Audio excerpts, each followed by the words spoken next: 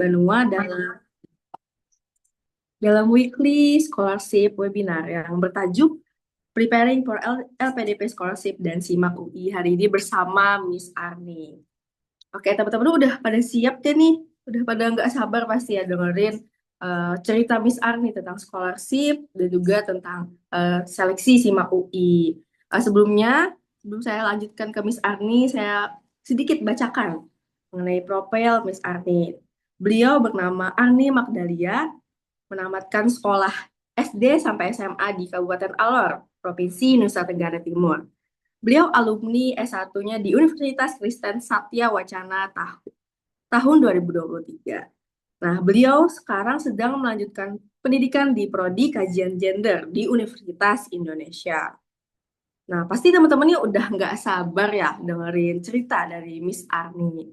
Mungkin langsung saja kami serahkan kepada Miss Arni, bisa prepare nih dulu atau apabila ada yang mau di-share screen nanti tentang PowerPoint dan lain sebagainya. Kan, Miss? Oh ya, teman-teman Oke, jangan ini ya, jangan lupa disimak nah, karena di akhir nanti ada sesi Q&A ya, Miss. Iya sih. Terima kasih Kak atas kesempatannya. Terima kasih juga English Buana. Jadi English Banua, sorry. English Banua ini salah satu tempat kursusan, baik itu offline ataupun online yang ada di Kalimantan. Dan foundernya itu adalah tutor saya 2 tahun yang lalu. Dan senang sekali karena Mr. Ryan boleh mengundang saya juga berbagi cerita bersama dengan teman-teman. Terima kasih sudah diperkenalkan, Kak. Eh, jadi saya mungkin lebih sharing saja ya teman-teman. Jadi kalau misalnya ada hal-hal baru yang teman-teman juga tahu dan saya tidak tahu ataupun teman-teman mau berbagi juga, sangat terbuka untuk itu. Kita sama-sama belajar dan mungkin saya lebih ke sharing aja cerita-cerita. Dan kalau ada hal yang ditanyakan nanti akan dipandu oleh moderator untuk kita sama-sama tanya jawab nanti. Untuk itu saya izin share screen karena sudah diperkenalkan gitu ya. Kalau saya LPDP-nya itu 2024, batch pertama, jadi selesai 2023 itu saya selesai lulus di bulan Oktober 2023, saya tes LPDP di bulan Januari seperti sekarang ini gitu. Jadi izin dulu untuk share screen, kenapa harus pakai izin? Izin gitu. Oke.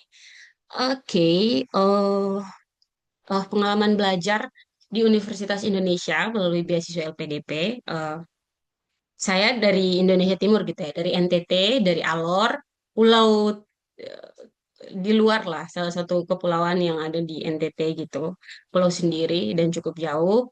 Dan saat ini sedang melanjutkan pendidikan di Universitas Indonesia dengan beasiswa LPDP. Nah, mungkin bercerita tentang perjalanan LPDP, kenapa sih saya memilih LPDP gitu ya? Dan sebenarnya pertanyaan ini sudah eh, saya pikirkan sejak 2019 ketika saya masuk kampus gitu. Saya sangat tertarik dengan beasiswa LPDP. Jadi beberapa tahun sebenarnya saya ikut seperti begini nih, seperti Zoom yang teman-teman sekalian ikut. Jadi saya ikut nonton YouTube, lihat kalau ada Zoom seperti ini saya ikut gitu. Jadi sudah tertarik memang untuk kenapa LPDP. Jadi pertama itu adalah alasannya karena inklusif ya, terbuka bagi semua orang. Indonesia Timur ataupun ada di Jawa, di provinsi manapun gitu, even di Kalimantan, semuanya terbuka untuk anak-anak Indonesia dan terbuka bagi siapapun. Ada yang untuk disabilitas dan bagi saya sangat inklusif gitu.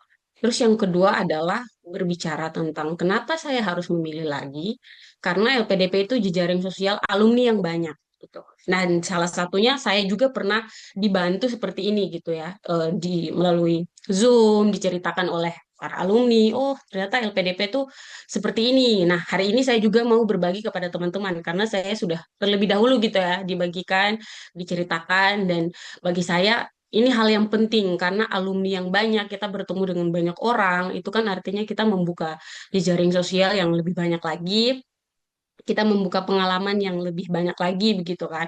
Dan menurut saya ini salah satu kekuatan yang perlu untuk kita miliki begitu. Apalagi ketika kita ingin untuk terlibat dan eh, memulai kerja-kerja yang kita lakukan gitu.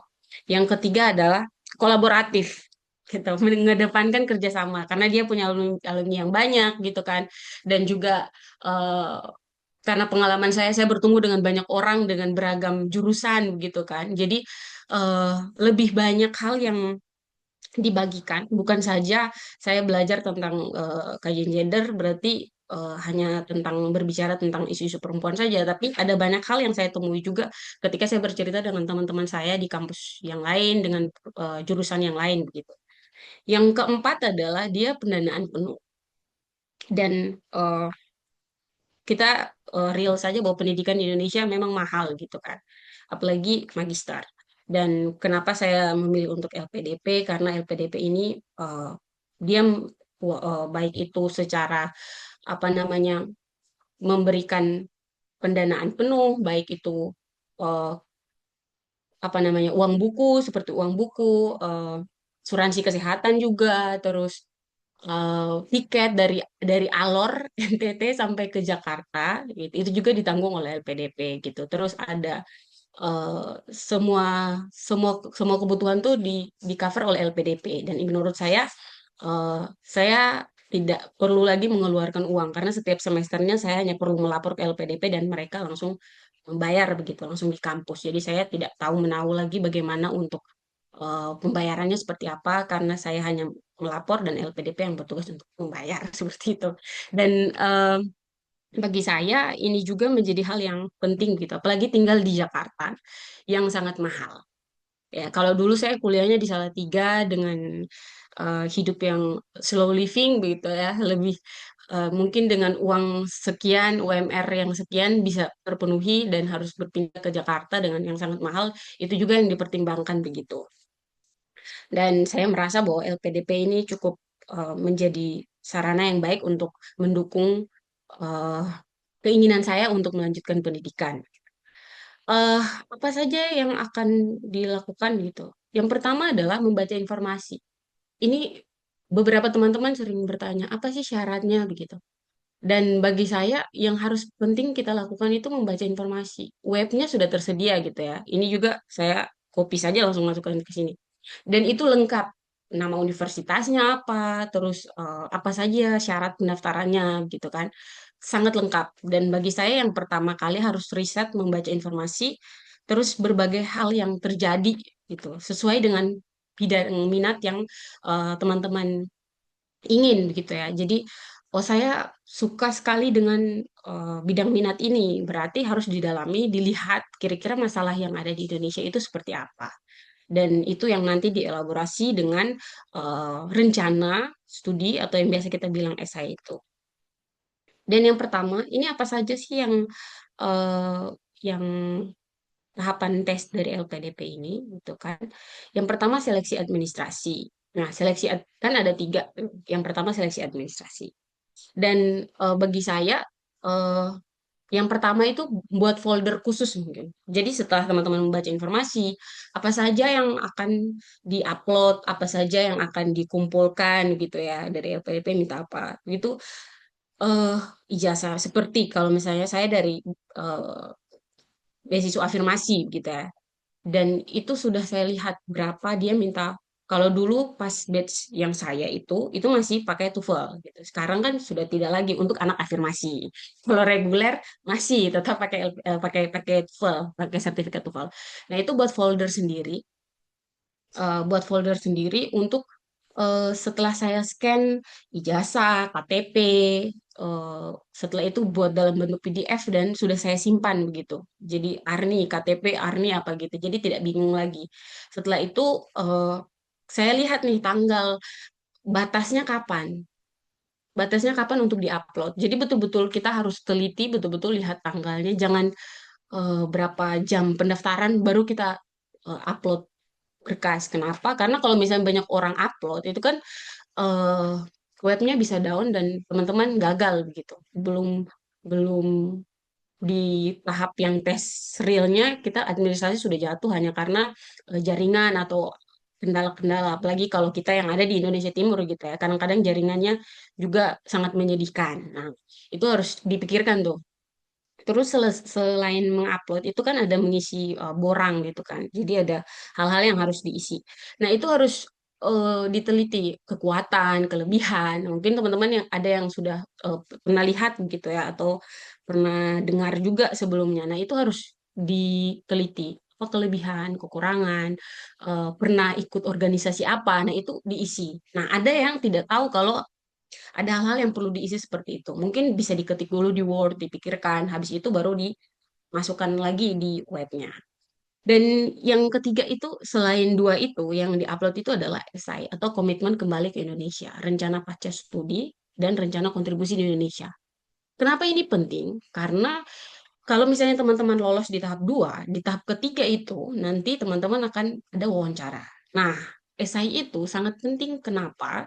Karena itu yang membuat pewawancara nanti melihat kita, melihat eh, anak ini akan membawa kontribusi apa begitu bagi Indonesia. Nilai tawarnya apa, masalahnya apa yang akan diberikan begitu. Dan karena saya waktu itu memang tertarik dengan eh, bidang minat yang kajian gender gitu ya. Jadi saya riset masalah apa yang ada di daerah saya. Dan itu saya tulis dengan berdasarkan data begitu. Jadi bukan hanya argumen, tapi ada data yang saya dapat cari informasinya, saya riset, tanya-tanya begitu ya. Dan dalam esai juga akan langsung tembak universitas apa yang akan kita pilih. Dan ini juga kenapa saya kembali lagi bahwa riset membaca informasi sangat penting karena akan tulis, oh profesor ini ada di sini nih, dia kenapa harus Universitas Indonesia? Kenapa tidak UGM? Kenapa tidak Brawijaya? Sedangkan mereka juga menawarkan kajian gender. Atau mengapa tidak di Universitas Hasanuddin gitu. Dan saya tahu alasannya karena saya baca, saya riset gitu ya. Dan ya, itu yang membuat beberapa SKS mata kuliah selain dan bagi saya itu hal yang penting begitu. Dan yang kedua seleksi bakat skolastik.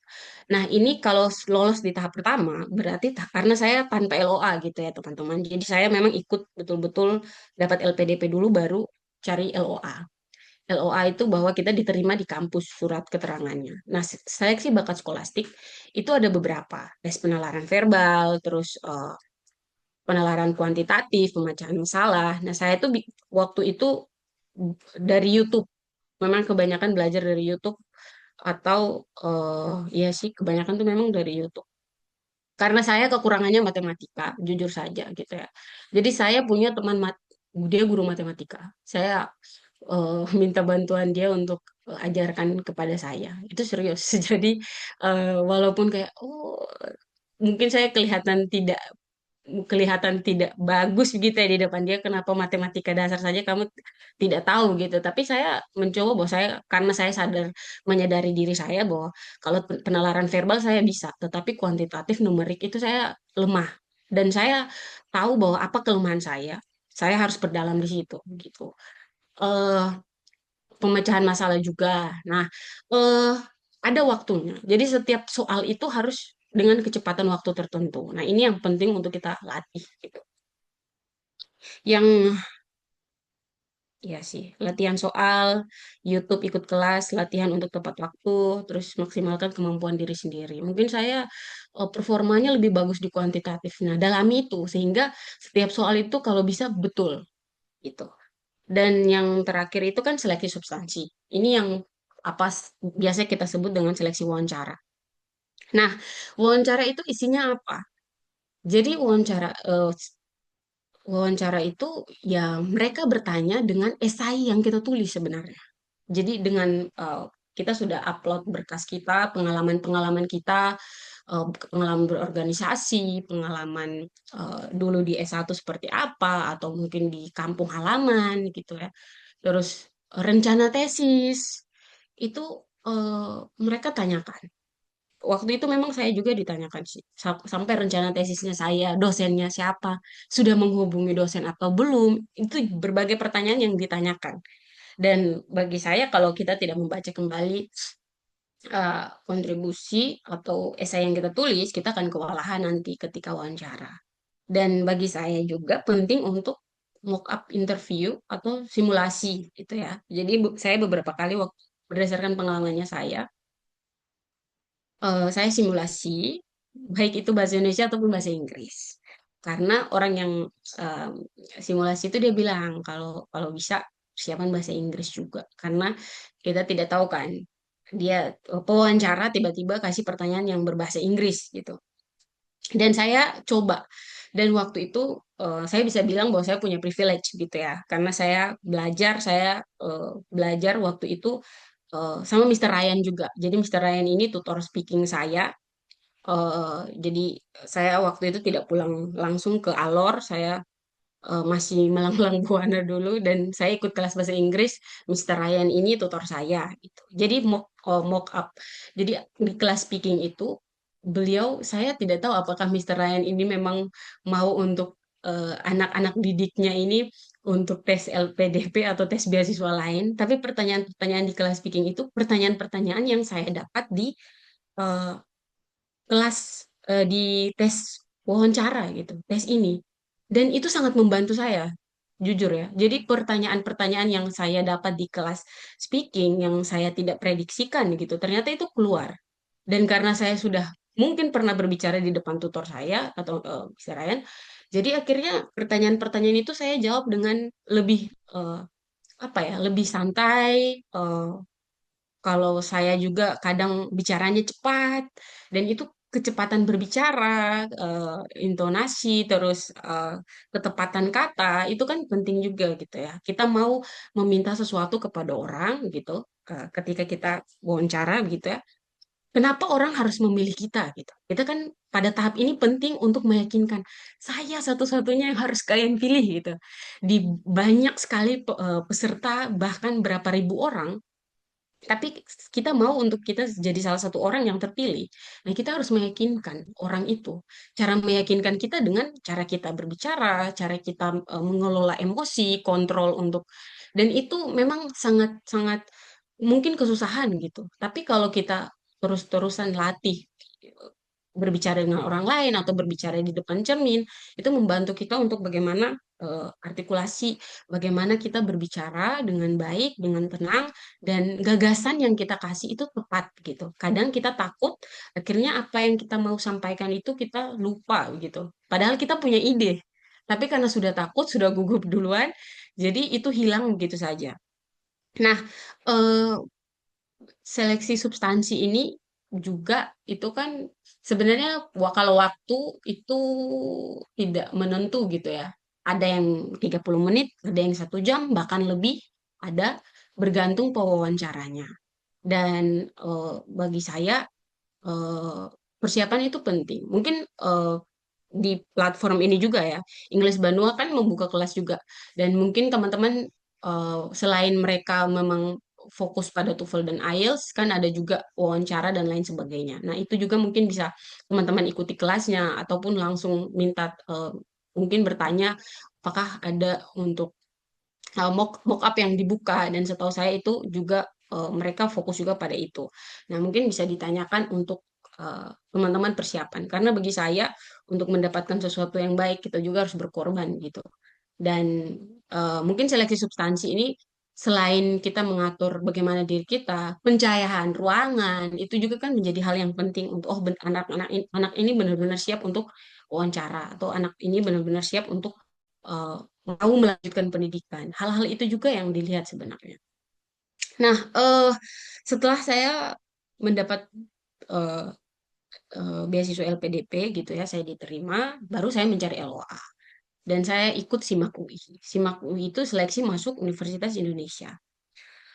eh Setelah saya riset berbagai kampus, seperti yang saya sampaikan tadi, saya tahu bahwa kajian gender Universitas Indonesia itu yang lebih menjawab kebutuhan saya.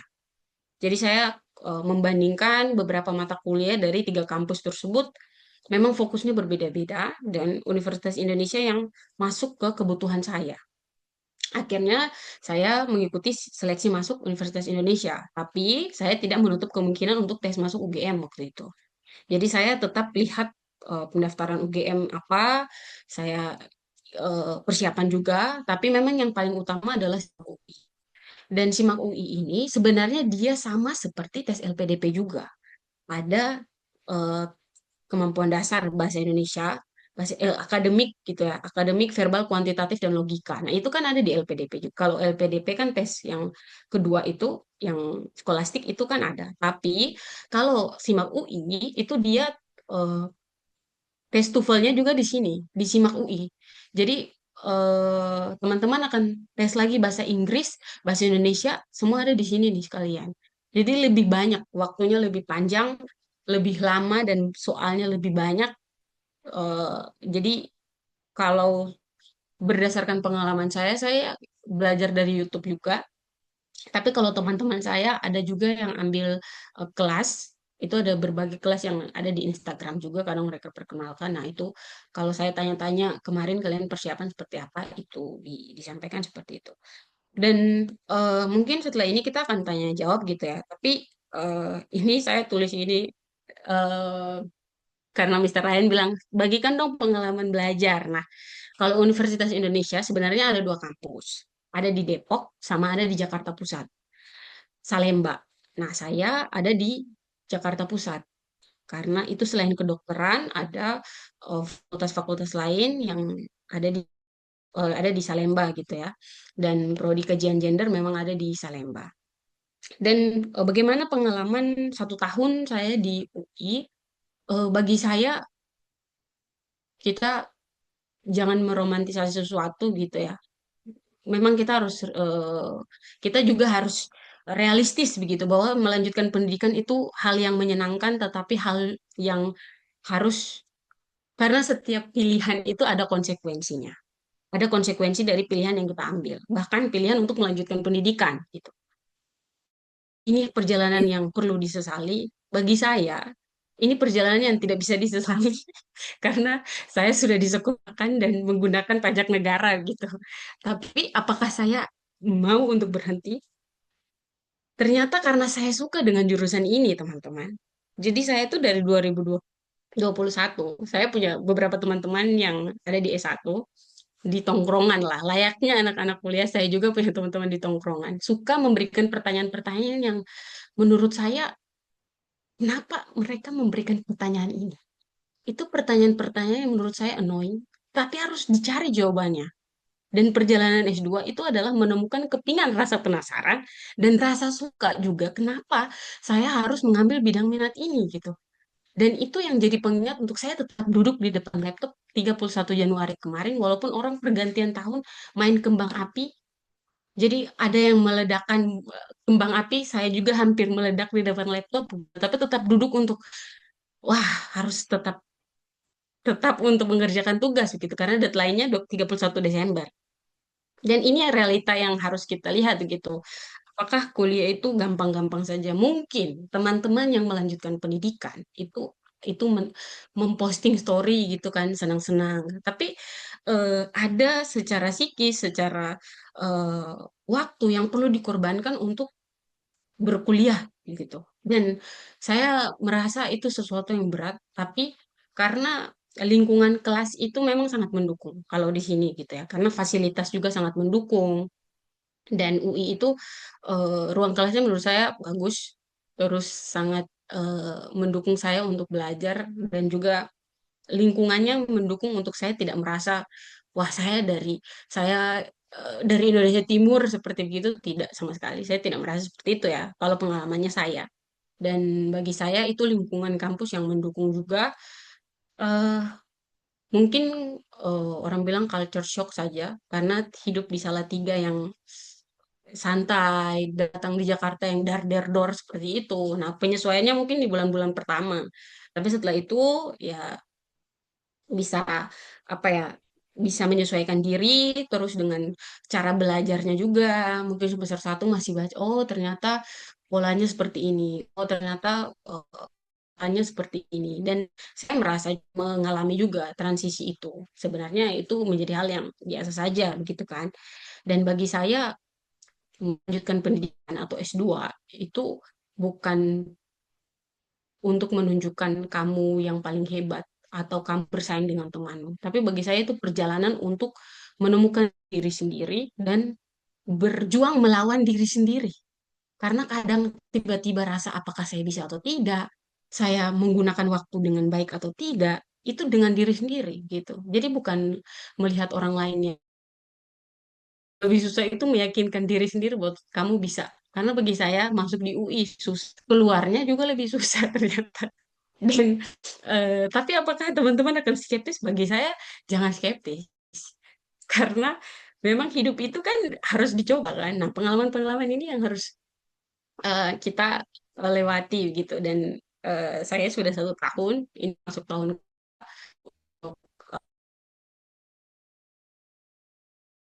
yang harus dijawab tuh why. Kenapa saya harus lanjutkan pendidikan gitu. Karena bagi saya, orang perempuan yang menyelamatkan saya itu adalah pendidikan dan karir gitu ya. Jadi saya harus melanjutkan pendidikan untuk apa? Oh, karena itu katanya sih harus lanjut pendidikan. Ih, kayaknya orang lanjut pendidikan S2 tuh bagus, keren. Tapi teman-teman tidak punya alasan yang kuat kenapa harus melanjutkan pendidikan. Nah, itu menurut saya itu saja, Kak. Mungkin nanti kita buka sesi tanya jawab gitu ya kalau mau bertanya. Itu saja sih slide saya kan tidak mau berpindah ya yang terakhir. Udah sih. Itu aja, Kak. Terima kasih.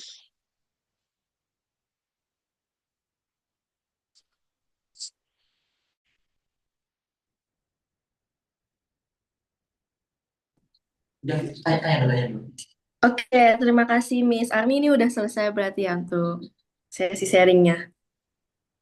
Iya, Sudah. terima kasih banyak Miss Army atas insight-nya mengenai bahwa LPDP ini sangat mensaranai Miss Army untuk melanjutkan pendidikan. Dan ya, itu menutup kemungkinan itu saya, Anda, dan teman-teman semua ya untuk melanjutkan jejak Miss Army. Nah, sini teman-teman udah gak sabaran ya untuk bertanya. Pastinya kita buka sesi Q&A ya, Miss. Gue sampai tanya dulu. Kalau ada yang mau open mic, dipersilahkan. Kalau ada yang mau tanya lewat chat aja juga disilahkan. Baik, tunggu sekitar 1 sampai 2 menit. Di chat sudah ada 2 penanya. Mungkin teman-teman yang mau open mic dipersilahkan ya, biar kita saling kenal. Oh, ini ada yang raise hand nih. Mungkin ini dulu ya. Persilahkan yang mau open mic dulu. Silahkan ke Pak Junatun Muhasonah untuk bertanya, dipersilahkan.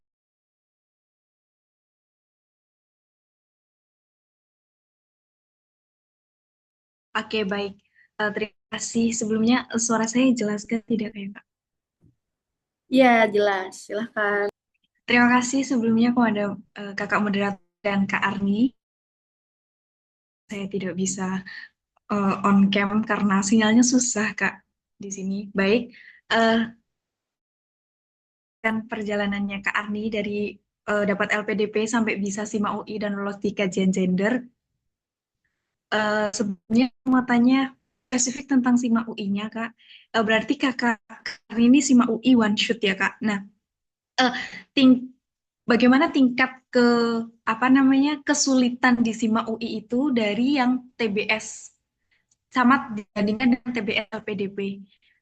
Apakah sama susahnya? Apakah lebih susah SIMA UI? Karena beberapa teman saya juga eh, tidak ada yang one shot di SIMA UI kemarin. Nah, kemudian apa yang bisa jadi eh, catatan untuk kami agar mempersiapkan lebih dini untuk SIMA UI gelombang selanjutnya gitu. Apakah harus belajar soal-soal terus dan les mungkin atau bagaimana? Seperti itu. Terima kasih, Kakak. Oke, Miss Arni ini mau langsung dijawab dulu atau ditampung? Boleh langsung dijawab aja. Ya, boleh. Boleh. Jadi Mbak Juna ini teman saya. Beliau udah lolos LPDP, lagi nunggu untuk tes SIM gitu ya. Mbak Juna kemarin kalau pengalamannya saya itu memang kalau bahasa Inggrisnya itu menurut saya lebih ringan dibandingkan tes real TOEFL gitu. Nah, kalau bahasa Indonesianya juga seperti yang ada di YouTube. Tapi kalau yang matematikanya gitu ya, dan itu adalah kalau salah sistemnya seperti itu. Jadi kita yakin tidak yakin, apa namanya? Kadang-kadang apakah saya jawab terus nanti nilai saya berkurang gitu kan? Pasti ada keraguan-keraguan seperti itu. Dan bagi saya juga teman-teman yang saya simak itu punya punya struggle masing-masing gitu ya. Dan kalau yang saya persiapkan kemarin, memang saya tidak ikut kelas, saya ikut YouTube saja. Dan latihan soal sih. Jadi selama saya beberapa bulan waktu itu di Bandung, saya ya belajar dari YouTube, terus latihan-latihan itu soal-soal yang susah dari LPDP ternyata, yang aktifnya. Jadi bagi saya ketika sudah dapat menerima begitu ya, dikatakan terima sebagai LPDP. Jangan langsung senang dan akhirnya lupa untuk mempersiapkan diri. Karena ada yang lebih susah lagi ternyata, masuk kampus juga susah. Jadi setiap waktu tuh kita akan menemukan kesusahan-kesusahan baru. Karena untuk itu jangan euforianya ditampung dulu, untuk tenaganya dipakai untuk persiap. Kira-kira itu aja sih Mbak. Kalau bahasa Indonesia kayaknya boleh lah, masih masih bisa gitu. Tapi yang perlu untuk didalami itu kayaknya memang matematikanya. Gitu. Tapi kalau yang suka matematika kayaknya boleh sih. YouTube-nya apa ya, Kak? Aduh, kalau YouTube saya random sih. Kadang-kadang kayak simak UI gitu. Nanti kan banyak tuh keluar. Nah, itu yang kalau misalnya ada satu YouTube yang sudah diselesaikan, nah mungkin mungkin setelah itu yang lain lagi gitu. Itu aja sih. Tidak Terima terlalu kasih terpaku banyak. harus belajar dari siapa gitu, enggak. Terima kasih banyak, Kak Arni. Oke, baik. Terima kasih banyak Kak Junatun sudah bertanya. Kita lanjut ke penanya kedua ya, Miss. Ini saya bacakan dari Kak Anggun Febrika Anjola. Tanya, halo Kak, Masya Allah, keren banget. Maaf, belum bisa on cam. Dia bertanya, untuk LPDP ini biasanya dibuka berapa kali dalam setahun, Kak? Dan gimana persiapan untuk LPDP-nya? Berapa lama Kakak Arni sendiri untuk persiapan LPDP-nya? Oke, kalau LPDP itu 1 tahun 2 kali. Nah, untuk persiapannya itu seperti yang tadi saya jelaskan dari awal gitu ya. Dan webnya sudah ada. Nanti teman-teman langsung untuk download aja buku panduannya. Nanti teman-teman juga baca hal-hal apa yang harus dipersiapkan. Kalau saya persiapannya itu berapa ya? Waktu itu tulis tulis tulis esai 2 minggu kayaknya. Sepertinya. Tapi sebelum-sebelumnya saya sudah membaca esai-esai dari teman-teman saya. Jadi saya minta esainya mereka, terus mereka mengizinkan, terus saya eh, mencoba untuk menulis, dan sebenarnya melihat penulisan orang lain itu menjadi contoh bagi kita, tapi kita harus mengangkat isu kita sendiri. Hal apa yang harus kita, jangan di copy paste. So, nanti kan bahaya kan. Terus setelah itu saya minta mereka untuk membaca esai saya, terus mereka memberikan feedback. Ya seperti kita menulis skripsi, terus nanti direvisi, terus revisi lagi. Nah, itu juga saya lakukan ketika daftar LPDP. Jadi menulis esai, terus meminta bantuan teman-teman yang sudah lolos LPDP untuk membaca, setelah itu revisi lagi, begitulah. Jadi eh, saya melibatkan banyak orang sih dalam perjalanan ini. Saya tidak sendiri.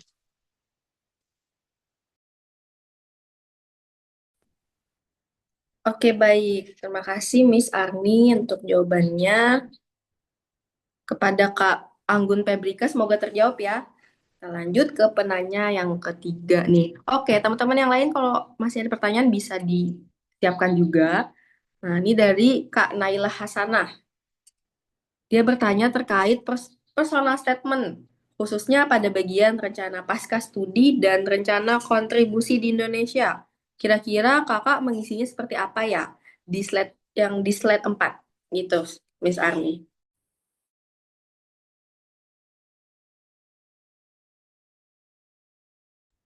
Nah, personal statement itu eh, rencana kontribusi akhirnya saya mau kembali ke Nusa Tenggara Timur, ke Alor gitu kan, dengan isu yang saya angkat. Nah, sekarang itu LPDP, kan saya 2 tahun yang lalu gitu kan. Nah, sekarang LPDP itu sudah ada lebih berfokus pada pembangunan ternyata, hilirisasi, terus pangan, jadi STEM. Tapi ada juga sosum yang namanya pastar atau ser kayaknya, ser. Nah, itu ada sosum di situ. Nah, saya kan sosum, sosial humaniora. Eh, yang saya tulis itu berdasarkan pertama harus realistis gitu ya, teman-teman. Saya akan kembali dan membangun sekolah gitu. Itu terlalu besar, kayaknya sangat besar gitu ya. Bahkan orang yang sudah punya kapasitas untuk itu merintis saja. Soalnya pewawancara itu kan orang-orang yang praktisi, mereka memang sudah tahu lapangan seperti apa, dinamikanya seperti apa. Kalau kita terlalu yang besar, menurut saya juga tidak tidak realistis untuk dilakukan. Dan yang saya tulis ada realistis, yang sudah saya juga lakukan, yang pernah saya lakukan. Karena dulu dulu waktu S1 saya mengikuti apa kegiatan, mengikuti organisasi, dan itu yang saya bawa. Karena LPDP itu kan mengedepankan kerja-kerja kolaboratif, bukan kerja-kerja individual gitu. Jadi itu menjadi hal yang penting kalau misalnya saya akan kembali dan berjejaring dengan komunitas apa seperti itu. Dan itu menurut saya lebih realistis daripada saya akan kembali dan membangun ini, membangun sesuatu yang itu tidak masih jauh begitu. Kalau misalnya membangun sekolah kan butuh beberapa tahun. Dan bagi saya LPDP eh, ketika meyakinkan LPDP kita harus realistis terukur dengan apa yang kita punya, dengan apa yang bisa kita lakukan, dan itu bisa menjawab kebutuhan eh, bangsa ini gitu. Nah, teman-teman mungkin nanti lihat ke panduannya gitu ya. Jadi ada LPDP saat ini lagi butuh apa? Misalnya kan pembangunan berkelanjutan. Pembangunan berkelanjutannya teman-teman lihat jurusannya teman-teman berkontribusi dalam hal apa. Dan itu yang menurut saya penting untuk riset. Lihat dulu, baca informasinya, terus bidang minatnya teman-teman tuh peluangnya apa, saya akan melakukan apa. Nah, itu. Teman-teman sendiri yang akan bisa jawab. Mungkin saya hanya kasih tahu teknis-teknis saja. Tetapi secara pengerjaan, idenya itu tidak bisa dari saya. Karena teman kita punya bidang minat yang berbeda-beda. Itu saja sih, Kak. Oke, baik Miss Arni dan Kak Naila semoga terjawab ya. Kita lanjut ke penanya berikutnya dari Kak Ewa. Halo Kak, saya ingin bertanya, apa saja sih indikator yang dapat digunakan untuk membandingkan jurusan yang sama di beberapa perguruan tinggi yang berbeda? Silahkan, Miss.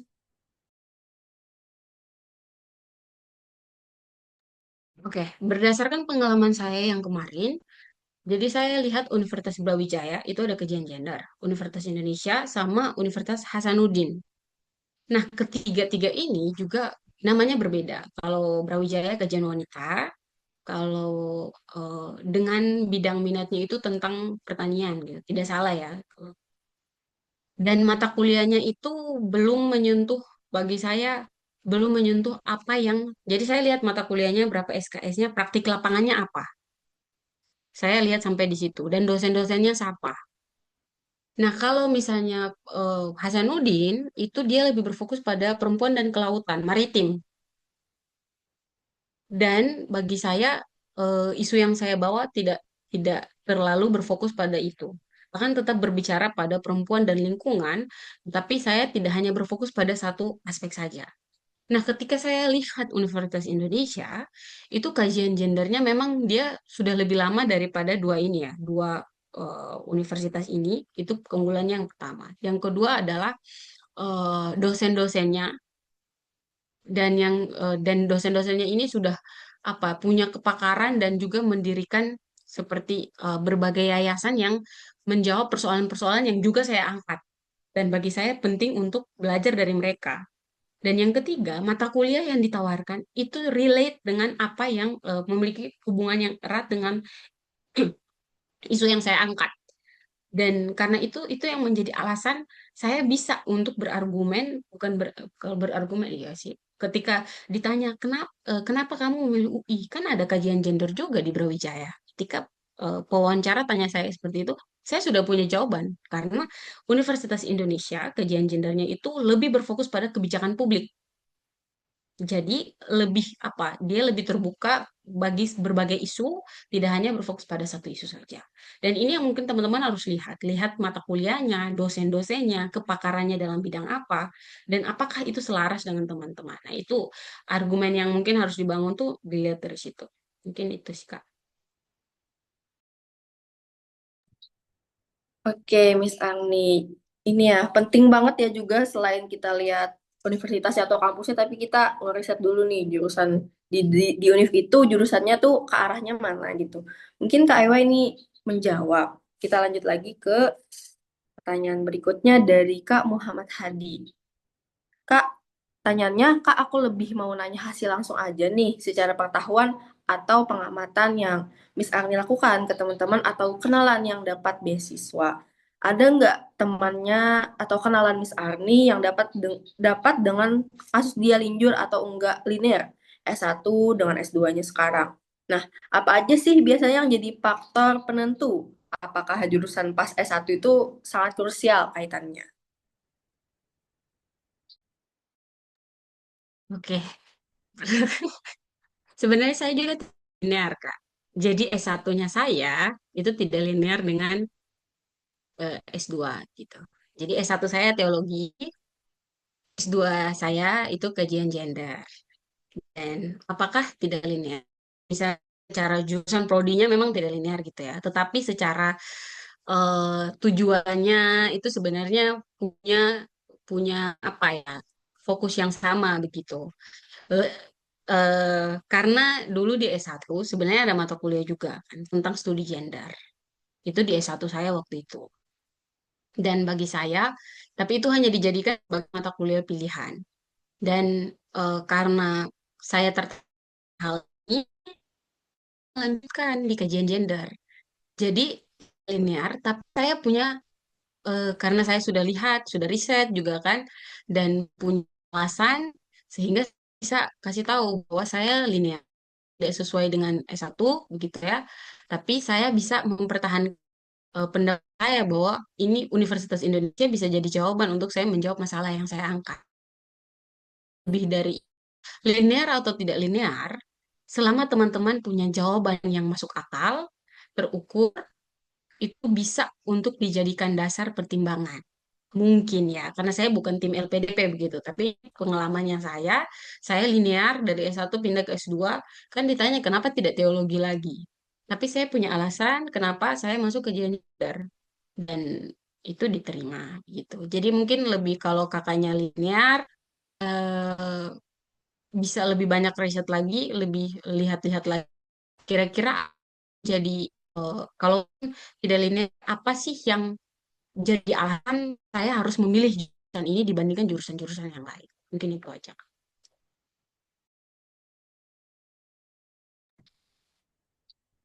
Oke, Miss, ini ada pertanyaan tambahan dari Kak Hadinya, yaitu ada kasus nggak Kak kenalannya misal dari anak FKIP ke teknologi bisnis, dari anak pendidikan ke bisnis gitu, Miss?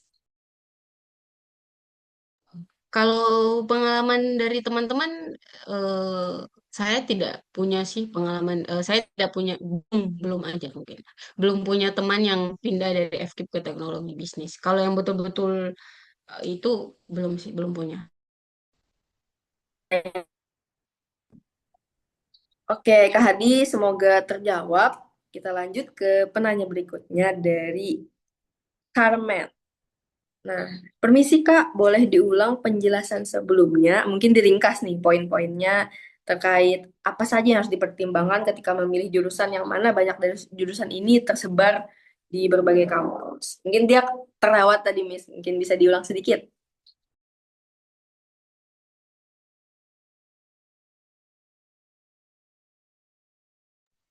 Mungkin dari poin terkait apa saja yang harus kita pertimbangkan ketika memilih jurusan yang banyak dari jurusan tersebar di beberapa kampus gitu ya. Bidang minatnya sih Kak, karena setiap kampus itu dia punya fokus masing-masing. Jadi harus lihat, eh, bila perlu email ke kampusnya, minta kurikulumnya mereka. atau minta mata kuliah karena di web tuh kadang-kadang kan cuma sedikit kan. Nah, teman-teman bisa email tuh di kampusnya, terus lihat dibandingkan, oh ini mata kuliahnya ini jumlah SKS-nya berapa, itu dibandingkan. Jadi betul-betul berdasarkan data. Karena pewawancara, mereka juga kan ada yang dosen, ada yang betul-betul tahu bidang itu, dan ada baiknya jangan coba-coba untuk menipu sih. Apalagi kalau tidak tahu cara menipu yang baik. Kalau tiba-tiba di depan, tiba-tiba mereka, oh kamu menipu. Nah, terus teman-teman gugup, maka tamatlah sudah gitu. Jadi mungkin jujur untuk riset, kalaupun misalnya belum, mohon maaf Bapak Ibu dengan rendah hati, jujur aja. Gitu. Mohon maaf Bapak Ibu, saya belum riset. Mungkin setelah dari sini saya akan riset lagi.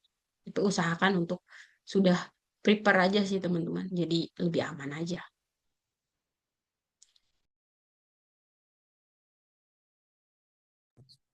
Baik, terima kasih banyak Miss Arni. Mungkin ya teman-teman apa ada lagi nih yang mau nanya bisa silahkan langsung aja. Mau chat, mau on mic. Kita masih punya beberapa waktu nih. Jangan sia-siain kesempatannya ketemu Miss Arni, LPDP UI nih.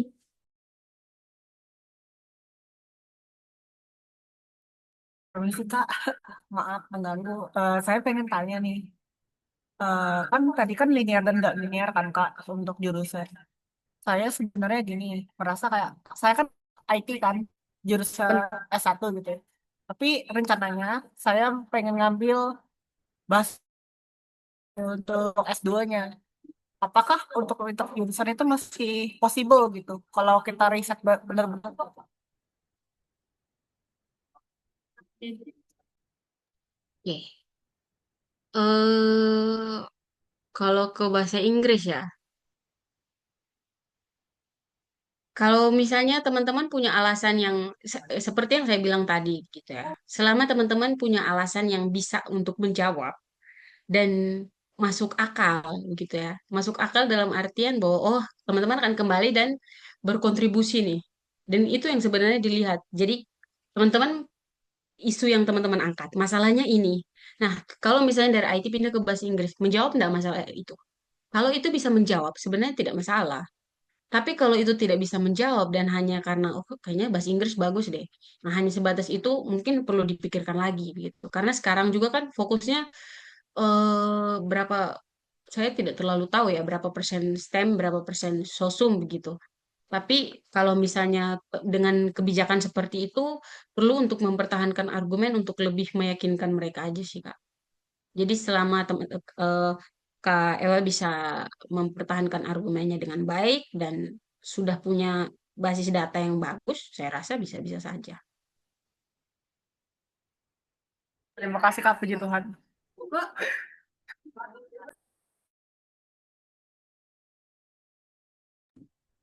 Oke, baik nih dari Kak Ewa sudah ini ya memperpanjang pertanyaannya gitu karena mungkin Kak Ewa sangat tertarik nih dengan beasiswa LPDP. Kita doakan ya, semoga lancar urusannya. Dari teman-teman yang lain nih mungkin ada pertanyaan tentang kuliahnya Mister Arni atau tentang kehidupannya di sana. Mungkin sebagai mahasiswa S2, silahkan. Aku Kak mau izin tanya. Boleh, silahkan dari Kak Sherin ya. Iya, jadi terima kasih. Aku izin tanya kepada Kak Arni. Kakak sebagai orang yang melanjutkan pendidikan yang lebih tinggi, kira-kira jarak dari antara S1 sama S2 tuh apakah dekat atau kakak memerlukan waktu ibaratnya tuh kayak kakak perlu mengembangkan skill kakak terlebih dahulu kah atau mau nyari pengalaman kerja terlebih dahulu kah atau memang langsung melanjutkan ke S2 mungkin itu saja kakak dari aku. Oke, terima kasih Kak Sherin. Pertanyaan yang bagus. Jadi eh, kalau kalau pengalamannya saya tidak bekerja, tidak ada pengalaman kerja. Jadi tamat S1, saya langsung prepare untuk tes LPDP. Jadi tidak pulang ke rumah juga langsung. Jadi kalau saya rasa kalau pulang di rumah pasti akan cari kerja, cari pekerjaan gitu ya. Jadi saya selesai tamat, selisih 2 bulan saya langsung tes LPDP. Jadi kalau teman-teman mungkin ada yang memilih untuk kerja dulu, cari pengalaman dulu, ya mungkin itu masing-masing kita punya prioritas yang berbeda begitu. Kalau saya orang yang langsung mungkin itu ada nilai plus juga ya untuk meyakinkan uh, wawancara begitu, karena dia punya pengalaman kerja. Tapi kalau sepengalamannya saya tidak punya pengalaman kerja, tetapi bisa juga untuk uh, akhirnya diterima begitu. Jadi selama kita bisa tahu alasan saya harus bekerja atau alasan saya langsung melanjutkan eh, pendidikan, nah itu mungkin bisa tuh.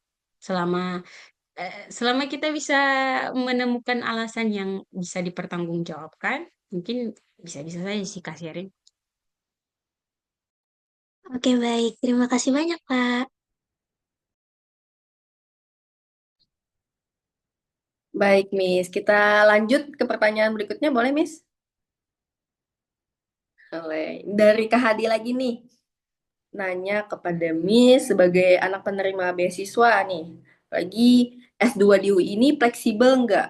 Apakah enak buat part-time ataukah ketat dan padat gitu, Miss? Sepengalaman Miss. eh S2 fleksibel enggak? Bagi saya, dan kalau part-time, kalau LPDP setahu saya tidak bisa kerja, karena kan dibiayai penuh begitu. Nah, takutnya kalau sudah dibiayai penuh terus kerja lagi, beban kerjanya bertambah, nanti tidak menyelesaikan kuliah. Nah, itu yang LPDP sebenarnya tidak mengizinkan untuk penerima beasiswanya untuk bekerja. Kalau kakaknya melanjutkan sendiri, kan biayanya dari diri sendiri, mungkin bisa bekerja begitu ya. Untuk mengatur waktu kan dari orang masing-masing begitu. Dan teman-teman saya, teman-teman kelas, itu ada juga yang sambil bekerja. Dan itu mereka memang karena beasiswa dari keluarga gitu, dari dari keluarga. Jadi LPD tidak ada ikatan dengan LPDP. Mereka bekerja, tapi bisa berkuliah dengan baik begitu. Jadi kalau saya karena saya terikat dengan LPDP, saya tidak bekerja, saya hanya fokus saja di kuliah selama 1 tahun ini. Terus S2 di fleksibel nggak? Sebagai Oke, kalau kasus nyatanya Miss fakta lapangan. Kalau fakta lapangannya memang saya tidak bekerja, saya hanya fokus karena ternyata tidak bekerja saja sepusing ini. Apalagi yang bekerja. Itu sih. Jadi saya pulang even berpikir orang yang memutuskan untuk dia bekerja ataupun sudah berkeluarga itu ataupun tidak berkeluarga, setiap pilihan itu kan ada resikonya gitu. Ada harga yang dibayar. Dan bagi saya sesuai dengan kalau kakak minta fakta lapangannya, saya sih tetap kuliah saja karena LPDP kan sudah mengakomodir semua sih. Jadi tidak perlu lagi bantuan dana gitu.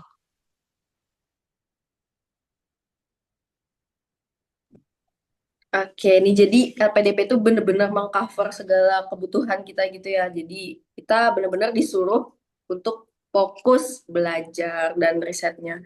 Oke, teman-teman, kita ada sedikit waktu lagi. Ini mungkin satu atau dua orang penanya lagi sebelum kita tutup sesi sharing ini.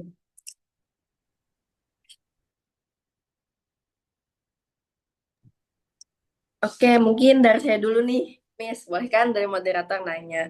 Kurang Boleh dong.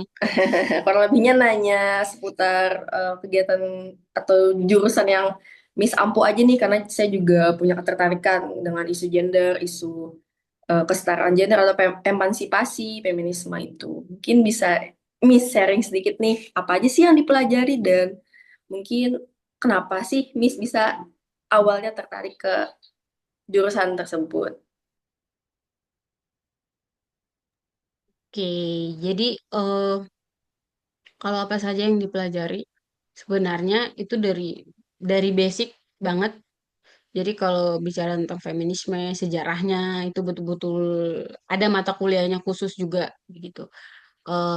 Terus teori-teori gender, teori-teori feminis, berbagai hal yang mungkin kita biasa dapat di eh, media sosial begitu ya. Nah, ini betul-betul dari awal bagaimana di Indonesia. eh, terus dengan berbagai apa namanya selain itu kalau di Universitas Indonesia, karena saya sudah lewati semester 2, dia ada praktik lapangannya. Jadi praktik lapangannya itu ada apa namanya? Ada kita seperti waktu kemarin saya ke Jogja, kalau teman-teman tahu sekolah pegangan atau waktu itu ke Cirebon yang memang fokusnya pada bagaimana anak muda merespon berbagai persoalan seperti migrasi. Nah, itu kan berkaitan juga dengan isu gender begitu. Jadi memang selain teori, mata kuliah yang ada di UI itu juga mengharapkan untuk langsung turun untuk melihat bagaimana praktik yang ada di komunitas-komunitas lokal begitu. Dan ini yang dilakukan, jadi setiap semester itu kami akan turun lapangan untuk event lihat pertanian, ada juga yang waktu itu sampai ke Semarang untuk lihat yang di Semarang terus di Pulau Seribu dan berbagai-berbagai hal yang terjadi itu memang dilihat. Jadi bukan hanya teori tetapi praktik. Selain itu juga pengalaman untuk eh, apalagi ya. Kalau di sini di UI itu tidak bisa lulus semester 3 semester udah lulus tidak bisa. Karena semester 3 itu kami turun magang. Kami praktik dan masih ada mata kuliahnya lagi. Jadi baru bisa lulus di semester 4. Setelah semester 4 berakhir baru bisa lulus. Karena semester 3 itu magang dan selama magang buat laporan segala macam. Dan bagi saya itu juga yang perlu dipikirkan gitu ya. Kalau misalnya mau memilih kampus dengan segala mata kuliahnya, teman-teman merasa mampu ya silakan memilih gitu. Dan bagi saya kenapa suka dengan isu ini karena saya berangkat dari realita yang ada di NTT begitu ya. Dan berbagai persoalan perempuan dan lingkungan itu salah satu hal yang saya menjadi hal yang saya dalami begitu. Di S1 saya tulis skripsi tentang itu, tentang ekofeminis. Nah, ternyata di S2 itu ada teori lain selain ekofeminis yang bisa menjawab tentang keresahan perempuan dan lingkungan. Dan itu menarik menurut saya. Sehingga bagi saya di sini bukan hanya sebatas teori, tetapi praktik untuk melihat bagaimana upaya untuk mencapai keadilan itu, keadilan sosial bagi seluruh warga negara Indonesia. Itu aja sih, Kak. Ya, terima kasih banyak, Miss. Karena bener-bener ya kita, maksudnya sama kayak gitu. Saya juga tertarik sama isu lingkungan dan juga perempuan. Kemarin juga sempat ikut workshop ekofeminisme ini. Mungkin habis ini kita bisa follow-followan ya, Miss. Ya, teman-teman juga jangan lupa di-follow IG-nya Miss Arni biar mungkin bisa lihat keseharian Miss Arni di S2 di UI. Oke, teman-teman. Harus harus follow akun English Banua juga sih supaya Benar. bisa upgrade siapa tahu minggu depan atau 2 minggu depan kan ada webinar lagi Betul. kan. Jadi bisa diinformasikan atau teman-teman tetap terhubung dengan grup WhatsApp-nya. Benar, wajib follow karena ini mingguan ya. Kita ngadain webinar gratis lagi buat teman-teman nambah informasi, buat lanjut atau apa ya, nerima informasi untuk pendidikan berikutnya atau sekedar mau belajar TOEFL atau IELTS ya. Ini ada lagi nggak pertanyaan nih kira-kira?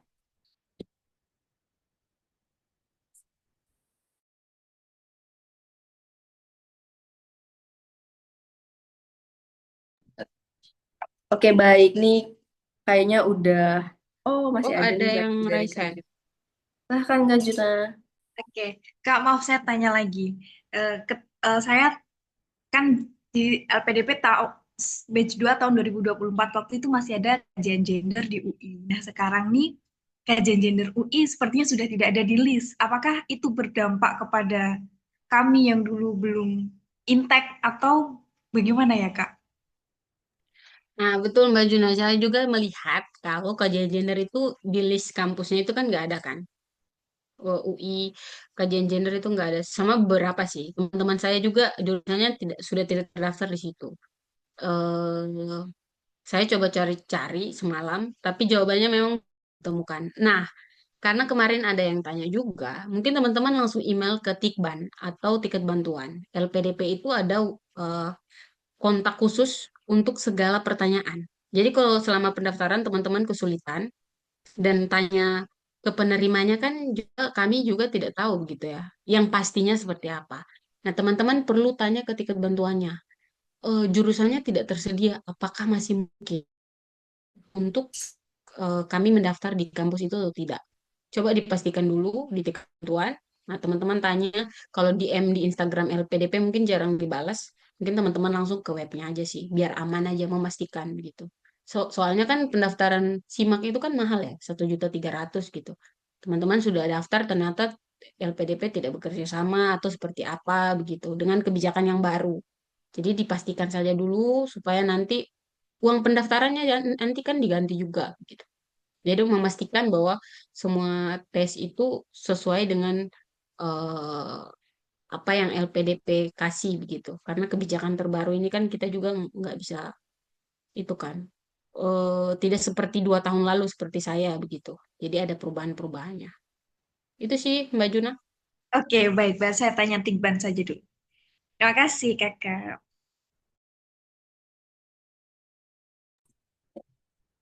Oke, terima kasih. Ini kayaknya kita satu orang lagi ya yang mau bertanya nih, jangan sia-siain kesempatannya.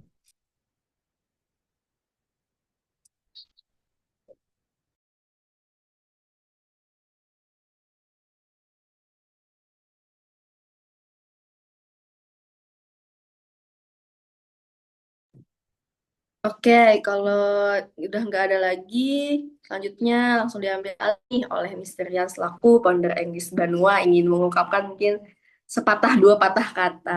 Oke.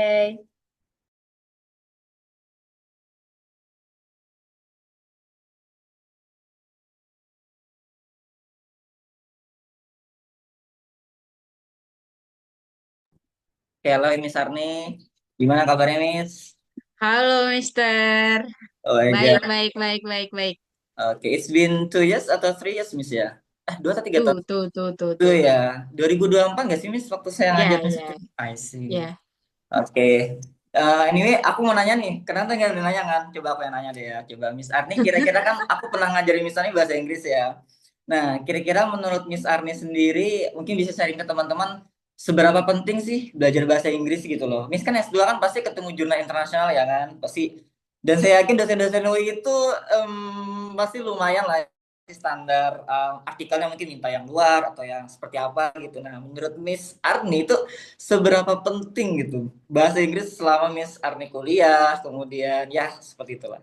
Silakan Miss. Iya sih. Ini ada yang bilang biar kerja di Google kan, kalau bisa bahasa Inggris. Kalau bagi saya bukan aja kerja di Google ya. Sekarang tuh kita diperhadapkan dengan bahasa Inggris, apalagi game dan lain sebagainya kan semua basisnya bahasa Inggris kan. Dan kenapa bahasa Inggris tuh penting? Ternyata bahasa Inggris itu mungkin waktu belajar setiap orang berbeda-beda ya. Saya punya teman yang mungkin dari SD dia sudah terpapar bahasa Inggris, sudah tahu adjektif, noun, apa begitu. Saya baru di kuliah dan saya mengakui itu sebenarnya. Mengakui bahwa ternyata belajar tuh tidak mengenal usia, tidak mengenal waktu, dan tidak apa-apa juga menurut orang lain. Kenapa baru belajar bahasa Inggris? Ya kenapa? Kalau kita baru mulai di usia yang baru selesai tamat S1 terus kita belajar gitu. Dan itu sangat penting, bener Mr. Ryan. Kalau di sini itu kadang-kadang video pembelajaran, mereka tayangkan video, itu kan luar. Toko bahasa Inggris. Nah, setelah itu ditanya, apa yang kalian dapatkan? Nah, itu nggak ada translate-nya. Jadi kita betul-betul listening tuh. Betul-betul kayak, wah. Jadi menurut saya apakah itu penting? Sepenting itu ternyata bahasa Inggris. Bukan hanya mengerti katanya, tetapi listening. Kita dengar gitu kan. Jadi setelah kita mendengarkan, ditanya, jadi bukan hanya di kelas, tapi ada peluang-peluang untuk, jadi LPDP itu membiayai untuk kita konferensi internasional. Kita jadi pembicara. Dan mereka membiayai itu, LPDP itu. Dan itu kan bahasa Inggris juga. Kenapa itu penting? Ya bagaimana teman-teman kalau misalnya tidak terbiasa untuk speaking, tidak terbiasa untuk teman-teman pintar di bahasa Indonesia. Tapi kalau dalam seminar internasional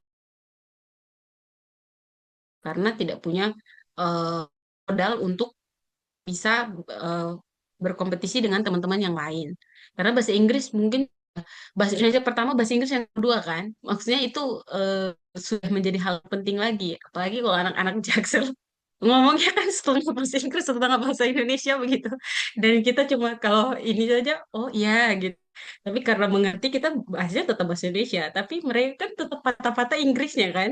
Jadi itu penting. Menurut saya dalam keseharian, apalagi dalam dunia akademik, yang ditawarkan adalah jurnal-jurnal bahan bacaannya adalah bacaan bahasa Inggris. Betul, Mr. Ryan. Karena Mr. Ryan juga kan sudah menamatkan kelas magister kemarin dan pengalamannya pasti serupa. Itu hal yang eh, berat bagi saya ketika kita tidak mempersiapkan itu. Dan saya bersyukur ketika selesai S1, saya belajar bahasa Inggris baru lanjut S2. Jadi kemarin pengalaman bersama Mr. Ryan dan teman-teman yang kemarin tuh membantu saya sih. Thank you so much ya, Miss Arni ya, atas jawabannya. Jadi memang bahasa Inggris penting banget ya, teman-teman semua.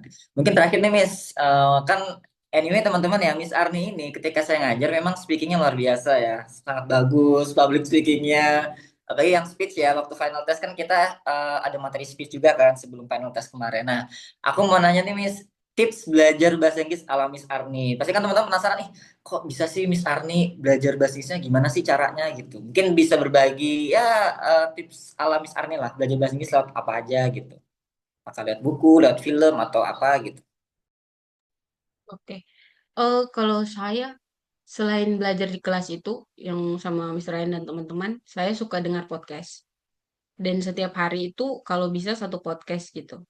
Dengar untuk membuat telinga saya yang hari-hari ini dengar bahasa Indonesia bisa familiar untuk dengar bahasa Inggris. Nah, setelah podcast itu, selain itu, kalau kelas itu kan dia punya modul. Dan itu kan sudah tahu besok saya akan ditanya apa.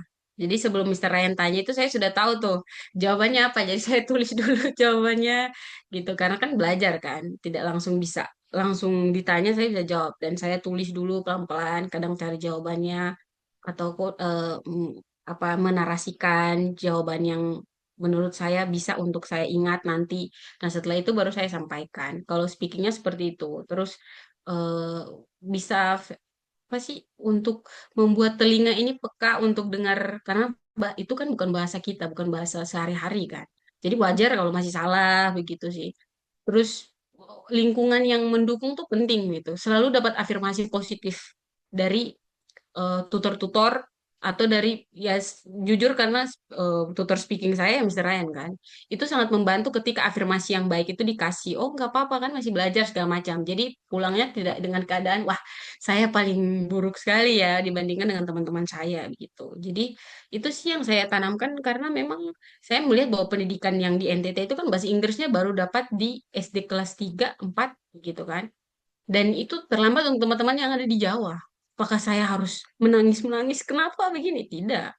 Bagi saya, pendidikan itu ada kenapa sekelompok orang tidak bisa mengakses pendidikan seperti itu. Kurikulum yang berbeda, akses terhadap informasi, jaringan dan lain sebagainya itu kan sangat membentuk kita. Dan saya melihat itu gitu. Dan saya punya apa namanya kesempatan untuk belajar kenapa harus malu begitu karena tidak pernah terlambat begitu ya walaupun kita mau kerja di mana saja bagi saya itu modal sosial untuk kita bisa berjejaring dengan banyak orang sih itu Mister. Oke, thank you so much ya, Miss Arni ya. Jadi buat teman-teman, anyway, podcast itu bermanfaat banget ya buat teman-teman kalau buat ningkatin skill listeningnya. Jadi kebetulan tesis saya kemarin ketika S2 di pendidikan bahasa Inggris kemarin, itu salah satu apa namanya findingnya itu menyatakan ada riset yang bilang kalau kita sering dengerin orang native ngomong, itu bakal secara otomatis apa ya, telinga kita tuh kayak skill listening kita tuh naik tiba-tiba gitu loh. Karena kalau kita mengulangin orang native ngomong itu bakal apa ya kayak kita tuh serasa didongengin kan dengan apa ya dengan cerita bahasa Inggris bahkan teman pernah dengar gak sih ada orang yang kalau tidur dia dengerin podcast ada dan itu podcast bahasa Inggris dan itu bagus kok buat telinga teman-teman khususnya kalau teman-teman nih ada yang lagi ngejar TOEFL listening atau IELTS listeningnya pengen ningkatin kemampuannya ya itu bisa dengan podcast karena native beda dengan kita sesama orang Indonesia ngomong kita kalau sesama orang Indonesia ngomong itu nggak ngaruh di telinga kita guys itu cuma ngaruh di speaking kita cuma ngaruh di knowledge kita. Tapi kalau orang native ngomong, lidah dia kan secara fonologi kan beda ya. Apa? Karena orang native kan memang dari barat ya, Inggris, Australia, misalnya. Jadi itu ngaruh banget seperti itu. Kita terasa ya kita sudah hampir 1,5 jam ya bersama Miss Arni dan Mungkin apa namanya tuh itu aja dari aku. Sebelum aku berserahkan ke moderator, aku menyampaikan sesuatu. Jadi kalau teman-teman pengen belajar bahasa Inggris, itu bisa banget ya daftar di English Banua. Kita ada kelas offline online, hubungi aja admin kita ya, seperti itu. Oke, sebenarnya Miss Ari makasih ya. Aku serahkan dulu ke moderator. Thank you.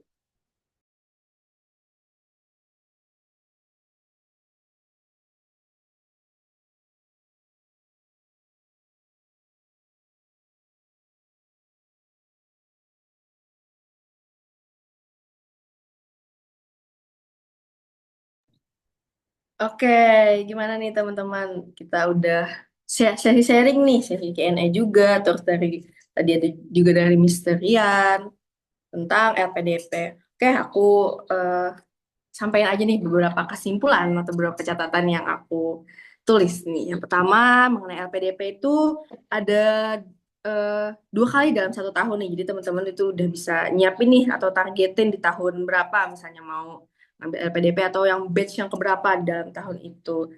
Nah, terus tadi di dalam LPDP itu ada kurang 3 tahapan ya, Miss.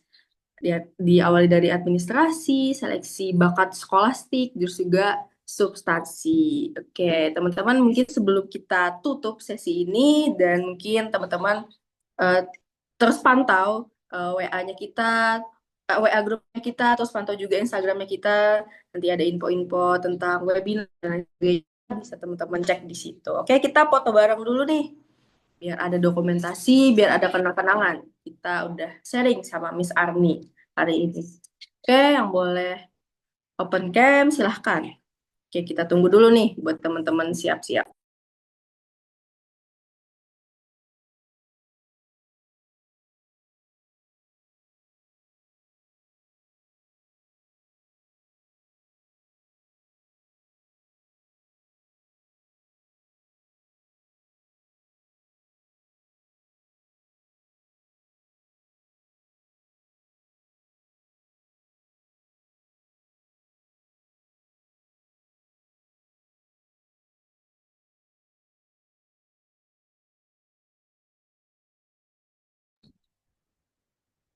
Oke, ini udah muncul nih tampang-tampang rupawan dari teman-teman semua. Oke, kita tunggu mungkin 1 sampai 2 menit lagi biar teman-teman pada siap nih buat open cam-nya.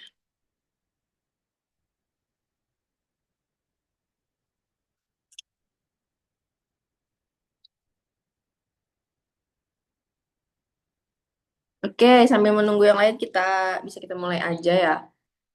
Kita formal dulu. 3, 2, 1. Ya, lagi ganti, G apa ya? G bebas deh, G bebas boleh boleh G bebas.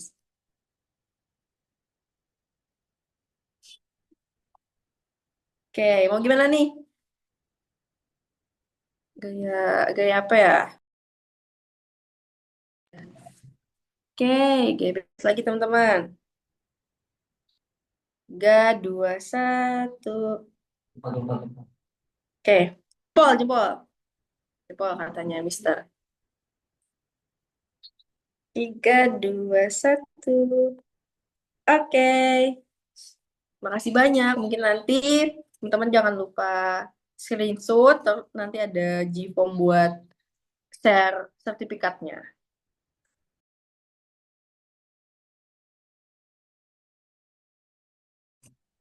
Oke, sekali lagi kami dari English Banua mengucapkan banyak-banyak terima kasih dan mohon maaf pada teman-teman semua, khususnya Miss Arni yang sudah memberikan kesempatan dan waktunya untuk sharing sama kita hari ini. Mungkin semoga kita bisa bertemu di lain waktu. Oke, bye-bye. Sampai jumpa teman-teman.